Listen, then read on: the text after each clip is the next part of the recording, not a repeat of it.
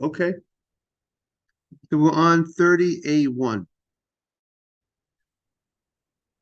V'ama Rabbi Yochanan Mishim Rabbi Shimon ben Yochai. Rabbi Yochanan said in the name of Rabbi Shimon ben Yochai, my diksif, what is the meaning of the pasuk? Ki ani Hashem oiv mishpat. I am Hashem. I love justice. And sone gozel ba'ola. I despise, I hate something that's stolen, that's being brought for the korban ola. You know, a person has a korban, they're bringing the ola is, let's say, an offering, which is in a certain sense one of the highest level offerings, because it's kodesh kadoshim. It's holy, holy. It's totally consumed on the mizbeach, on the altar. And God says that I hate if anybody goes ahead and brings a korban, an offering from stolen goods. Soni gozel ba'ol. That's what the pasuk says, and the question is it only?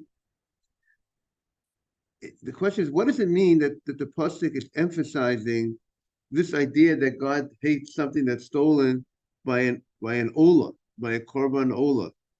I mean, Hashem, God hates anything that's stolen. So what is the focus of what is the point of this? So the Gemara says, Mashal, the Melech Bastav. This is a mashal for a king, comparable to a king. Sha'ove al Beit HaMeches.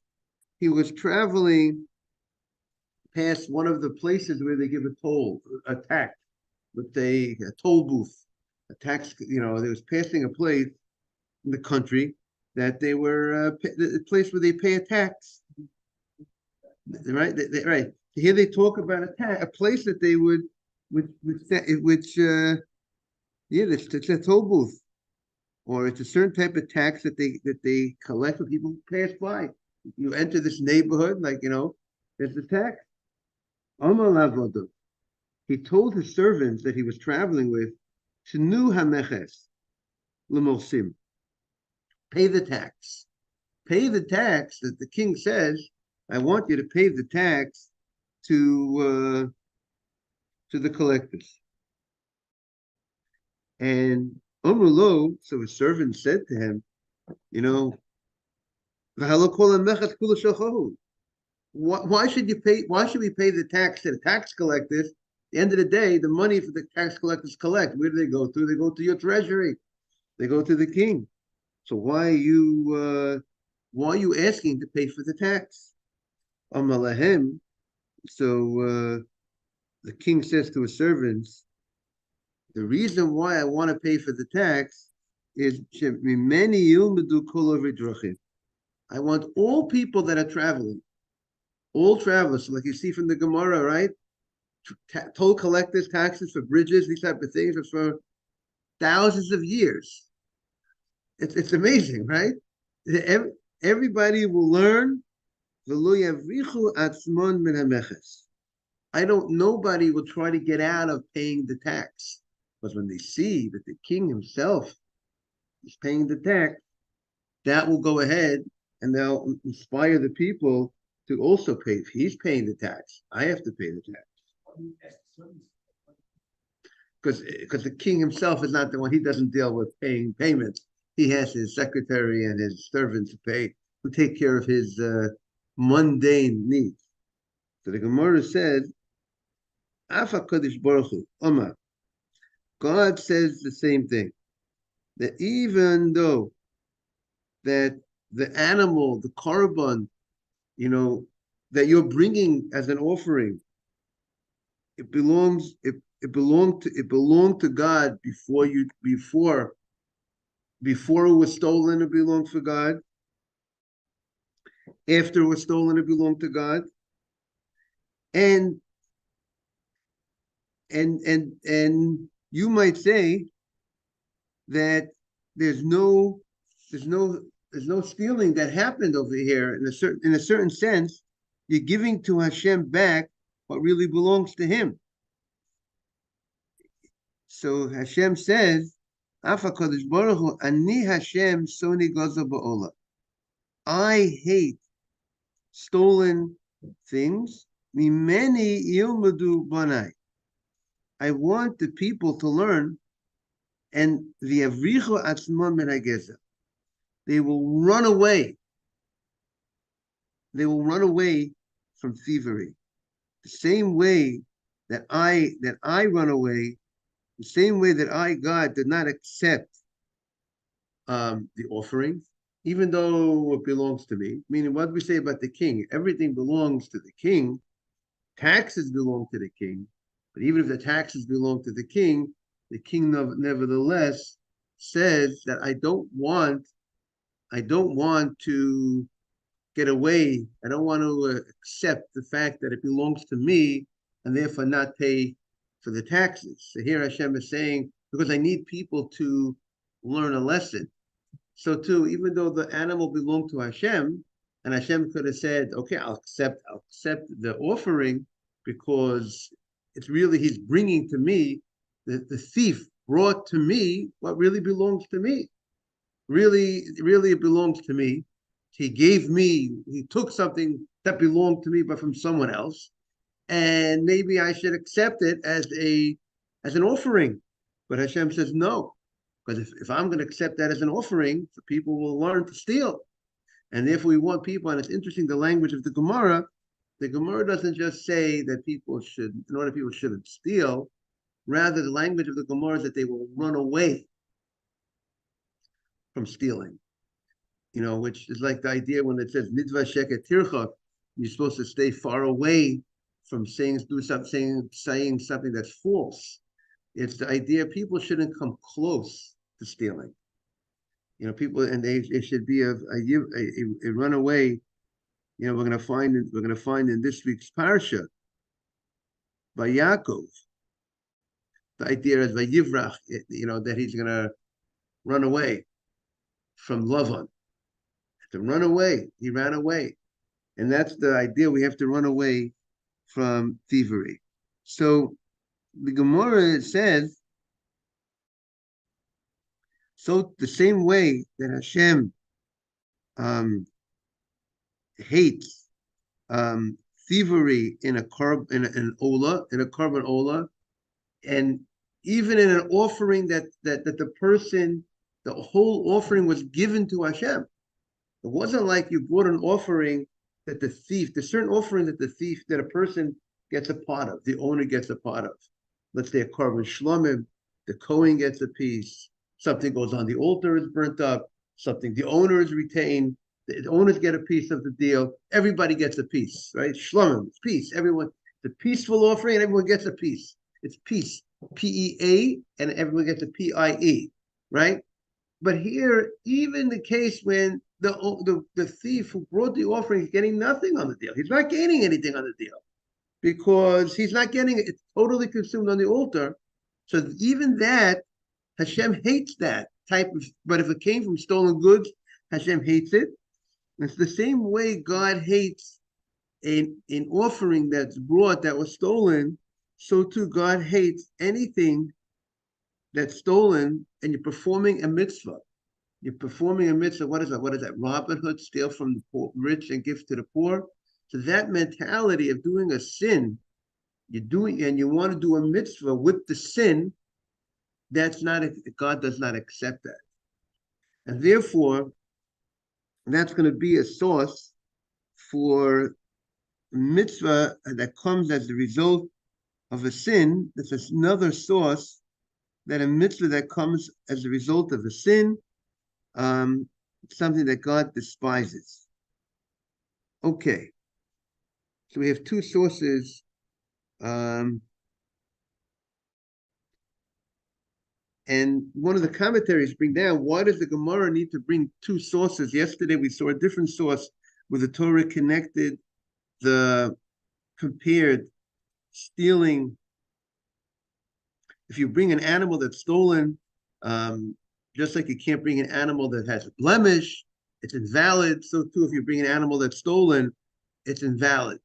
So why do we need both and clearly the pasuk, we have two verses telling us this idea.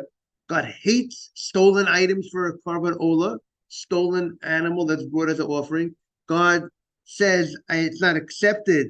Is it would God be happy if you brought an offering that's stolen? Meaning he's not happy with it, it's not accepted. So why do we need both sources to tell us that a mitzvah that comes to result as a sin is not accepted, it's not good? So the first source, you could have said that maybe the case when Hashem does not accept a mitzvah that comes morning, Boker Tov, long time no see. When a mitzvah, the Gemara is discussing a mitzvah that comes as a result of a sin, mitzvah above Aveira, and the Gemara brings two sources that a mitzvah that comes as a result of a sin, you don't get credit for the mitzvah. Right, so very good. We're talking about stolen lulav. That's the parak that we're doing. Lulav hagazel. And the question, and therefore the Mishnah says, if you stole a lulav, it's not kosher. And the Gemara, the inference, the Gemara said, the fact that the Mishnah stated, you stole lulav, it's not kosher, and the Mishnah did not make a distinction between the first day of Yom Tov and the rest of the Yom Tov, which seemed to indicate from the Mishnah that both the first days and the last day, throughout the holiday, all 7 days of stolen lulav is not good. And the Gemara has a question, what's the source that invalidates all 7 days? The Gemara said, we understand we have a biblical source that invalidates the first, if it's stolen the first day, but the Torah says, lakachtem lachem, first has to belong to you. But that biblical obligation is a mitzvah, that the biblical obligation of taking a lulav for all Jews throughout the world is only 1 day. The obligation to take a lulav for 7 days was only in the Beit HaMikdash. For 7 days you had to take the lulav. And outside the Beit HaMikdash, the rabbis instituted rabbinically a mitzvah called Zeicher LeMikdash. We want to remember what happened in the Mikdash.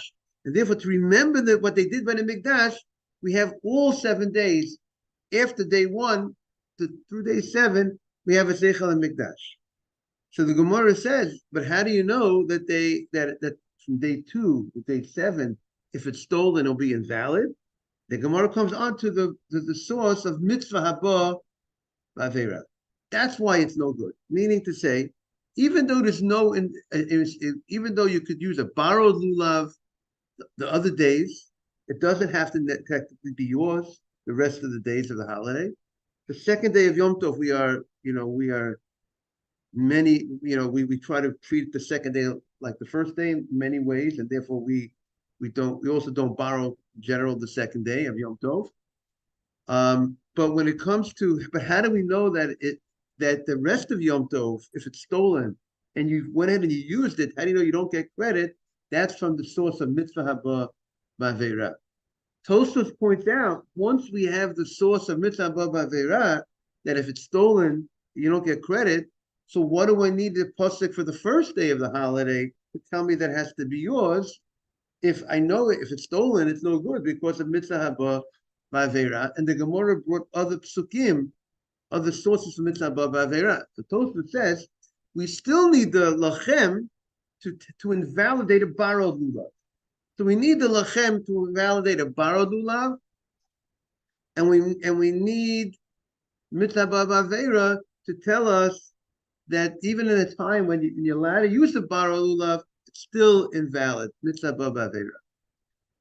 Now, the Gemara brought two sources, two psukim, both from Tanakh, to indicate that Hashem is very displeased with something that's done as a result of an avera. One pasuk the pasuk says, Ki ani Hashem oiv mishpat, I love mishpat, sone gazel ba'olah, I hate something that's stolen of an olah. So that means if you bring a korban olah, you bring something that's stolen, God hates it. God hates it. That means you're not going to get credit for something that someone hates. Someone does a job and the boss hates it.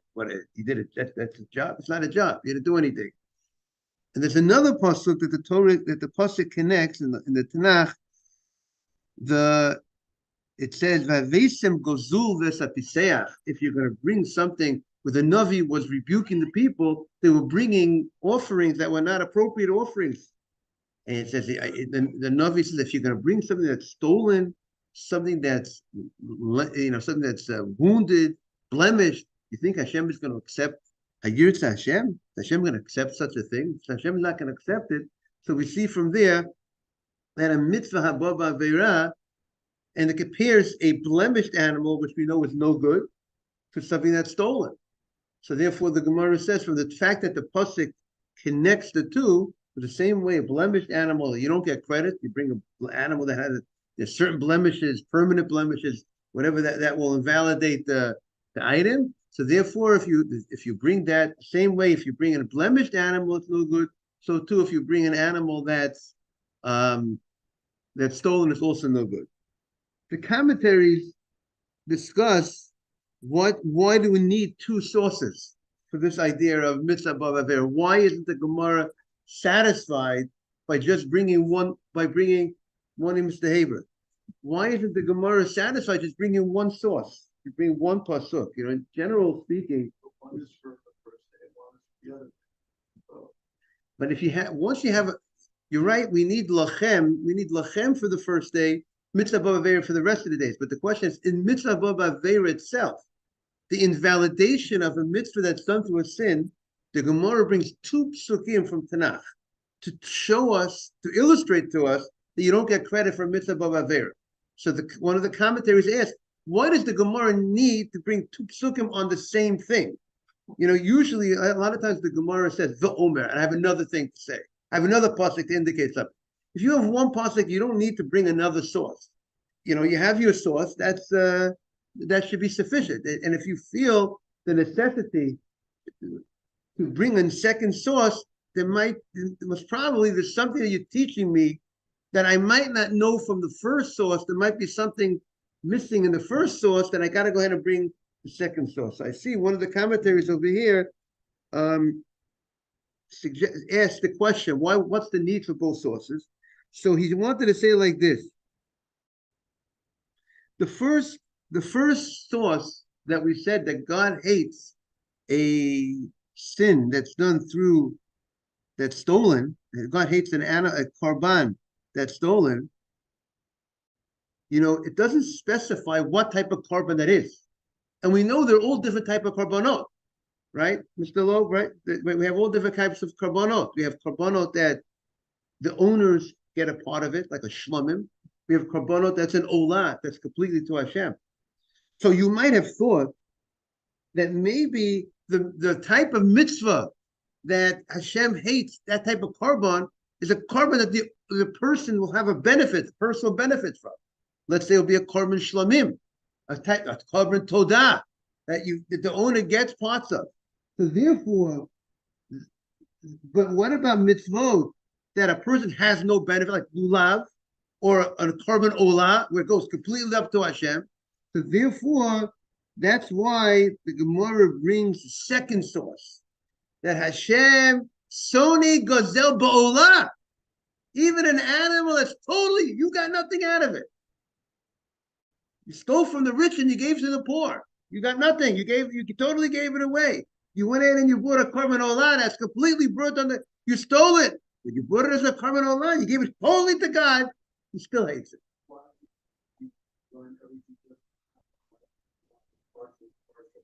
Right. That's a good question. See here, they don't. I was looking for that second part because, as Mr. Loeb said, the Gemara always has a tzrichata. You say one, so then just tell me the second one. The chiddush is in the second one. So that's a good question. Why didn't the Gemara bring the second source and you don't need the first source? That's a good question. Needs to be looked into more. Just bring the second pasuk, which says Soni Gazel Ba'olah, and you should not need the first pasuk. Okay. The Gemara continues. Itmanami, Omer Rav Ami. Rav Ami says, now the Gemara is going to bring now an opinion of an Amora that says that a stolen lulav is invalid throughout the whole holiday. Because this is going to be, by the way, a matter of contention. It's not across the everybody agrees to this point. That if it's stolen, it's invalid throughout the holiday. We have the Gemara is first building one side, and the Gemara is going to show you there's another side to the point as well.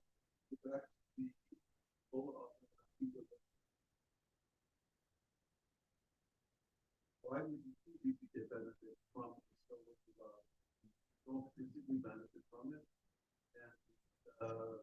No, right. We're saying that is the match. Right. Lulav matches Ola. Yeah. That even though you're not getting any benefit, totally l'shamayim, but if it's stolen, no good. But now the Gemara says, Itmanami, Omer Rav Ami, Yovesh Posel Mishum She'ena Hadar. He says that a Yovesh, if you have a lulav that's dried out, and in the commentaries they discuss what's called dried out. Is it that it's completely white? Or a different opinion says that if when you touch it, it'll start disintegrating and falling apart. If it's in the halacha, if you look at the halacha, we'll say exactly what is that level of dryness. So if a lulav is dry, it's pasul because it's not hadar. The Torah says creates hadar. Very good, but it's Esther. But we apply to the whole, all the four meaning. The kafnam lachem creates hadar, kabas, but they're all compared in the same pasuk, and we say it applies to all of those items. It has to be hadar. And gazul pasul, and what's the reason why gazul is pasul? Gazul is pasul because mishum dahavile mitzvah haba ba'averu. It's a mitzvah if it's stolen. It's a mitzvah that's coming through a sin, and a mitzvah that's coming through a sin, you do not get credit for, right? Oh, so he has very good. He has to return the lulav that he stole, but not only has to return the lulav that he stole, if he went ahead and he shook that lulav, he has to go ahead and take his own lulav or a kosher lulav and use it. He did not get credit for his responsibility that he had to go ahead and what? Yes, there's still consequence for stealing. His consequence for stealing is number one. He has the responsibility to return what he stole. That's what's the Torah's consequence for stealing? Torah consequence for stealing, you have to return what you stole. If you're caught with the stolen goods, you got to pay double. So there is the Torah gives a fine of kefel for the stolen goods, and of course there's heavenly consequences. Nobody gets away with anything. No, the contrary what people what? Right. God takes care of everything. He sees everything, even though people think they get away with things, then no one gets away with anything. So that's the bottom line. So the Gemara says, "Upliga de Rabbi Yitzchak," and this argues on Rabbi Yitzchak. The Amar Rabbi Yitzchak, here comes a very big chidush. Amar Rabbi Yitzchak bar Nachman Mishmuel. Lo shanu, this invalidation of a stolen item, that it's no good, you don't get credit, is Ela b'Yom Tov Rishon. Only on the first day of the holiday. Because the Torah says lachem. Over b'Yom Tov Sheni, and Yom Tov Sheni, mitol sheyotzei b'sha'ol. Since the Torah does not require, Yom Tov Sheni here means, some explain it means from the second day on, throughout the holiday of Yom Tov. Since you could use a borrowed lulav, which we could say outside of Israel from the third day of Yom Tov on, since you could use a borrowed lulav, there is, by the way, discussion, even outside of Israel, could you use the borrowed one on the second day of Yom Tov? Well, let's say we're going to say throughout the holiday, since you could use day 3 and on, you could use a borrowed lulav, you'll see it doesn't have to be yours. Good morning. The same way it doesn't have to be yours, you could use a borrowed lulav, right, Mr. Haber? So too, Yotzinami b'lulav hagazol. You can also fulfill your obligation with a stolen lulav. Now, so Tosfos points out, why is this? What's this allowance? So Tosfos says, if you look at the bottom Tosfot, he says, Hacha dafka shu midrabanan. Because the rest of the days of the holiday is a rabbinic mitzvah. And because of the rabbinic mitzvah, this opinion holds that the rabbis were more lenient regarding this the rest of the holidays because it's a rabbinic mitzvah. So they gave less they said that you could go ahead and technically, of course, you shouldn't steal, and of course you shouldn't use something that's stolen. But at the end of the day, we know a lulav does not have to be something that it doesn't have to belong to you. It could be borrowed. So if you went ahead and you used this thing that was that was stolen, you would go ahead and technically get credit for this mitzvah according to this opinion. Now, so the Gemara continues, and the Gemara says, "Motiv Rav Nachman bar Yitzchak." Rav Nachman bar Yitzchak questions this opinion, jumps on this opinion that says you can fulfill your obligation after the fact with a lulav that is stolen. You can fulfill your obligation of lulav. He says, "Lulav hagazul v'hayavesh pasul." We have a Mishnah. What does the Mishnah say? The Mishnah states that if a lulav is dry, invalid. A lulav that's stolen, invalid.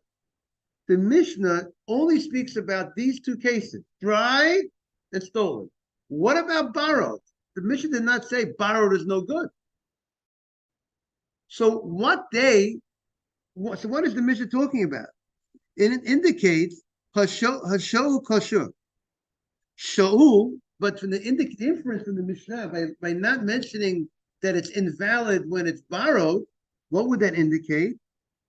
That it's kosher when it's borrowed. But if the Mishnah holds borrowed is not kosher, so the Mishnah did not group the case of borrowed with the other cases.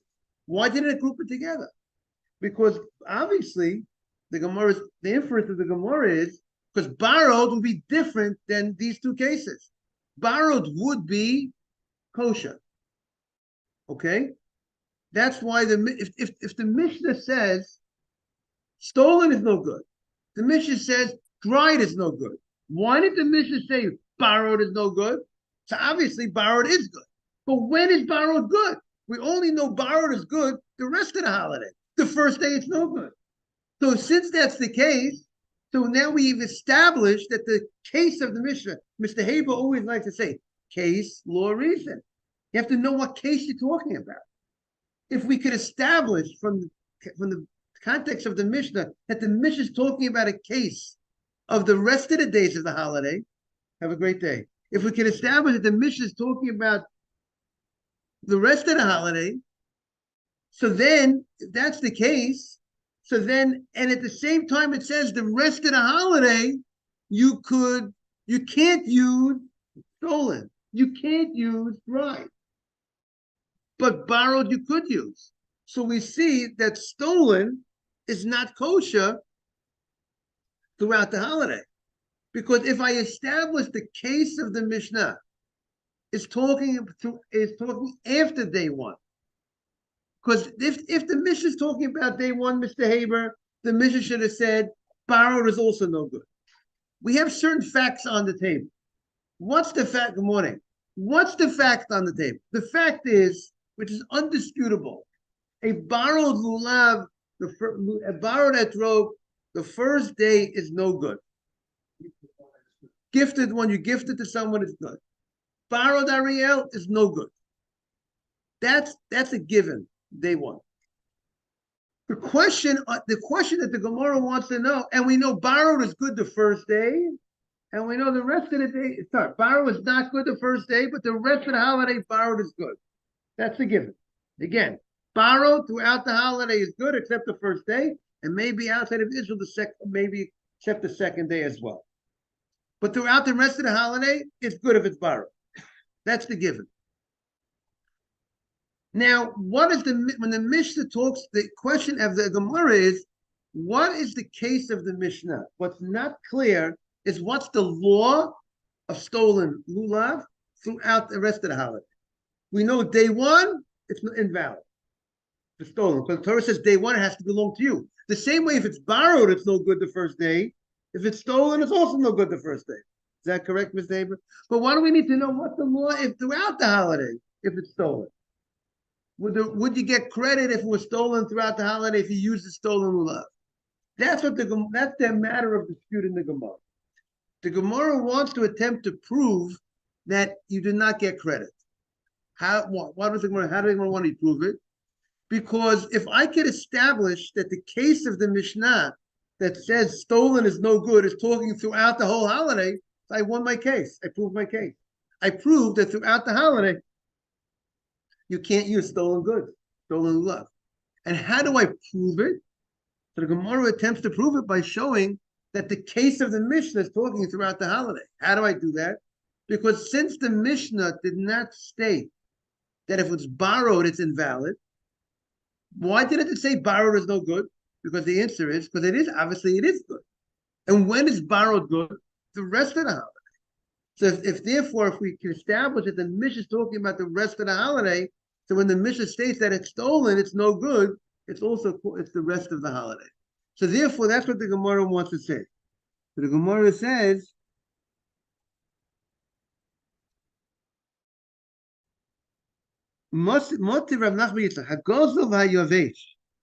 Pasul. The Mishnah states if it's stolen and if it's dry, it's invalid. Hosha'u kosher. But if it's borrowed, it will be kosher. Amen. When is this talking about? What is the case that if it's borrowed good? If it's the first day of the holiday, it says it has to belong to you. If it's stolen, it's not yours. Or if it's borrowed, it's not yours. Elalav, when it's good, if it's borrowed, Yom Tov Sheni, the rest of the holiday. Uktone Gazu Pasul. And we stated that if it's stolen, it is invalid. So we're going to see on Friday. We'll be back on Friday. We're not going to have class tomorrow. We'll be back on Friday. Friday will be regular time.